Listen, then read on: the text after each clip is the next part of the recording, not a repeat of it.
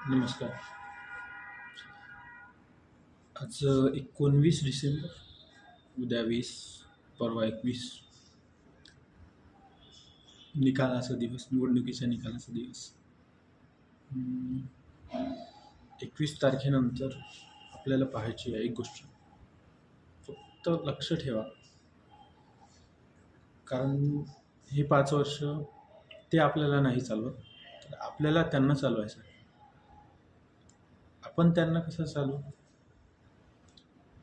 आपल्याकडे एक टेंडन्सी खूप वेगळी आहे. 5 वर्ष ते आपल्याला चालवतात. या गोष्टी चालत आल्या आहे आजपर्यंत तरी.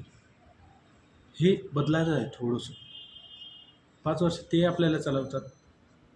यावेळेस आपण चालवून बघू. मी सांगितलं ना, आता निवडणुकीच्या प्रचारादरम्यान आपण बॅनर्स पाहिले असेल, त्यांचे स्टेटस सेव्ह करून ठेवा. सर्वांचे सेव्ह करून ठेवा.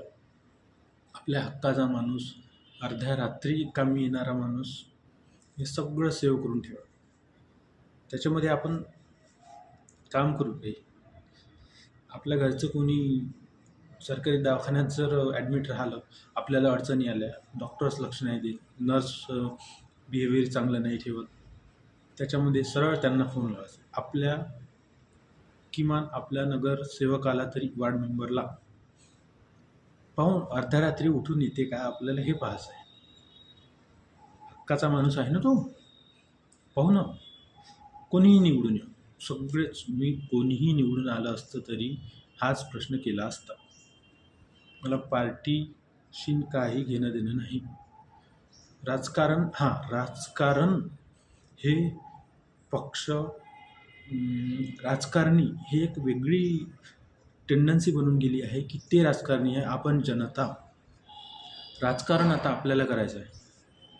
राजकारण आपण करून पाहू, ट्राय करू. काय हरकत आहे? आपल्यापासूनच जन्मलेले आहे ना ते. आपल्याकडे एक टेंडन्सी खराब आहे, तर आपण त्यांना लेकरू म्हणून दाबून ठेवायचं असते. आपण त्यांना बाप म्हणून डोक्यावर बसवत असतो. हे टेंडन्सी चेंज करायला लागेल. त्याच्यानंतर सगळं व्यवस्थित होऊन जाईल. काहीच नाही. त्यांना आपल्या समस्या शोधायची गरज नाही आहे. आपणच आपल्या समस्या त्यांच्यापर्यंत घेऊन जाऊ. त्यांना काही विचार नाही करावा लागणार की नगरपरिषदेकडे कोणते मुद्दे मांडू विकासासाठी. आपण त्यांना सांगू, फक्त तुम्ही पुढे सांगा. बाकी काही काम नसते त्यांचं. काही काम म्हणजे पडताळून, काही त्यांचे आयडियाज असेल ते समोर पाठवून, ते स्वतःही काम करतात. जे करत असतील इमानदार, ते या प्रश्नावर बोलणार नाही. जे नसेल करतील ते तर या व्हिडिओवर, या प्रश्नावर काही ना काही करेलच. मला पक्की गॅरंटी आहे. आपण ट्राय करून पाहू. हक्काचा माणूस, अर्ध्या रात्री कामी येणारा माणूस, कार्यशील, प्रगतिशील, गावाला विकासाकडे नेणारा माणूस, हे सगळं सेव्ह करून ठेवा. जेव्हा नाही आला तो, तेव्हा त्याला दाखवा. काय म्हणलं होतं तुम्ही मग? सॉरी, ते भाषा थोडी आता नरखेडची भाषा आहे ना, एक मले तुले चालतेच ना. लहानपणीपासून नरखेडची भाषा विदर्भातली भाषा आहे आपली, तर ते येऊनच जाते.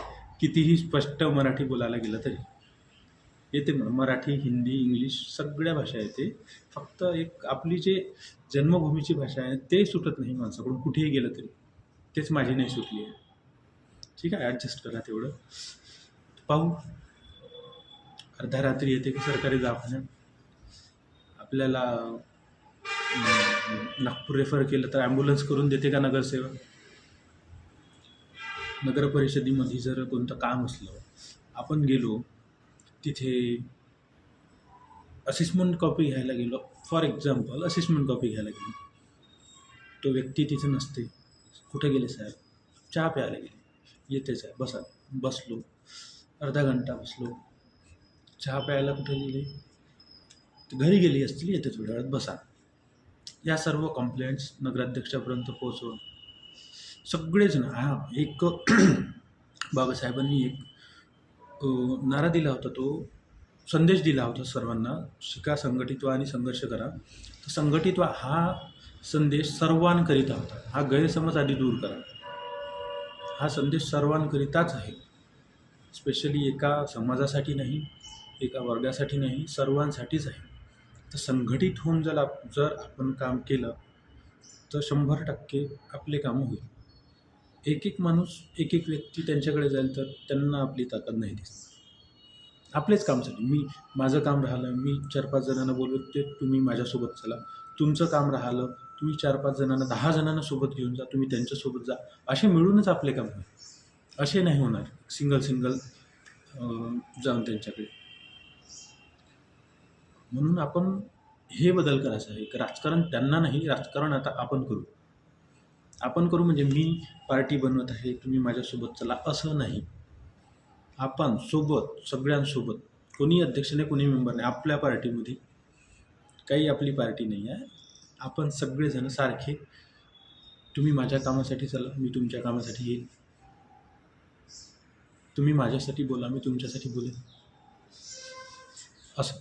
तर आणखी बघू आता 21 तारखेनंतर क्रांतीज्योती शाळेजवळचा पूल किती दिवसात बनते, सरकारी शाळेची पटसंख्या कितीने वाढते, आपल्या गावातील स्वच्छता किती राहते, आणि या 5 वर्षात गावाची लोकसंख्या वाढते की घटते, हे सर्व पाहू आपण. हे फक्त लक्ष ठेवा. आपण जेव्हा लक्ष ठेवू तेव्हा जाऊन कोणी चोरी करणार नाही, हे तर आपल्यालाही माहीत असेल. कारण सगळं कोणी लक्ष ठेवायला नाही राहिलं तर चोरी होणारच. आपण लक्ष ठेवू तेव्हाच नाही होणार. ते आपल्याला आतमधल्या गोष्टी आपल्याला माहीत होतच नाही, होणारच नाही ना. त्याच्यामुळे फक्त आपण गोष्टी जरी करत राहिलो ना त्यांच्याकडे, म्हणजे 1-2 दिवसाआड काही समस्या घेऊन, कोणाच्याही तरी समस्या घेऊन आपण त्यांचं डोकं खात राहिलो ना, त्यांच्यावर थोडं ॲव्हरेज म्हणून थोडं बंधन असते. बंधन म्हणजे एक प्रेशर तरी असते. असं प्रेशर आपल्याला ठेवायचं आहे. हे ठेवूया. आणखी एक मतदान, निवडणुकीच्या वेळेस मतदान करायला गेलो असताना एक गोष्ट निदर्शनास आली माझ्या. सरकारी शाळाच नसत्या राहिल्या तर वोटिंग कुठे केलं असतं आपण, ते एक गोष्ट झाली. त्याच्यानंतर जेव्हा मतदानाकरिता मी गेलो, त्याच शाळेत 3 नंबर शाळेत माझं मतदान होतं. त्या शाळेमध्येच मी गेलो असताना, माझ्या वाईफच्या कामासाठी मी गेलो असताना, ती शाळा म्हणजे अस्वच्छ किंवा अशा प्रकारे मला थोड्या गोष्टी आढळल्या तिथे. त्याच्यानंतर निवडणुकीसाठी मतदान करायला मी गेलो असताना सगळं स्वच्छ, पॉश, पेंटिंग वगैरे सगळं करून चांगली दिसत होती. त्याला निवडणुकीच्या उद्देशाने हे तरी एक गोष्ट चांगली झाली की शाळा चांगल्या करण्यात आल्या. अशाच प्रकारे या सगळ्या गोष्टी चालू द्या. तुम्ही एकमेकासोबत बोला, तिथंपर्यंत पोहोचू द्या, त्यांच्या माणसापर्यंत पोहोचू द्या. आणि हे त्यांचे माणसं जे फक्त त्यांचे आहेत, त्यांच्याही कामासाठी जायचं, त्यांचे कामं आपण करून द्यायचे. कार्यकर्ते आपले कामं त्यांच्यापर्यंत पोहोचवते. या तिसऱ्या माणसाची गरजच नाही ठेवायची. सगळे मिळून तिथे जायचं. एका माणसाच्या कामासाठी 10 माणसं जायचे. ट्राय करून पाहू ना, काय हरकत आहे, करून पाहू काय होते ते. होईल तर होईल, नाही तर नाही होणार. त्या व्यतिरिक्त तरी काय होणार आणि काय करणार, काय काहीच नाही करू शकणार. आपल्यापासूनच जन्मलेले नगरसेवक, नगराध्यक्ष आहे, नगरसेवक, नगराध्यक्ष, आमदार, खासदार, मुख्यमंत्री, सगळे, प्रधानमंत्री, सगळे आपल्यापासून जन्मलेले आहे. त्याच्यामुळे भ्यायचं काहीच कारण नाही. सध्या तर सुरूच आहे, मला तो काही प्रॉब्लेमच नाही. कुणाला बोलू दिले जात नाही. कुणी पॉलिटिकल याच्यावर बोललं की त्यांना देशद्रोही हे दर्जा द्यायचा. कोणी आंदोलने केली की त्यांना देशद्रोहीचा दर्जा द्यायचा. ते कोणी केलं, कोणीही करून मला काही घेणं देणं नाही. कोणत्याही पार्टीने केलं असतं तर मी हेच बोललो असतो. चूक म्हणजे चूक, बरोबर म्हणजे बरोबर. कोणीही केलं तरी मी चुकच म्हणेन, बरोबर केलं तर चांगलंच मिळेल. त्याच्यामुळे पहा, एक याच्यामध्ये 21 तारखेनंतर किती वर्षात हे कामं होते ते आपण पाहू. हे सगळं मी जे बोलत आहे हे गावाच्या विकासासाठी हे नंतर आहे. आधी माझ्या विकासासाठी. माझ्या विकासासाठी म्हणजे कसं, आता अल्टिमेटली या सगळ्या गोष्टी आपण केल्या तर गावाचा विकास होईल.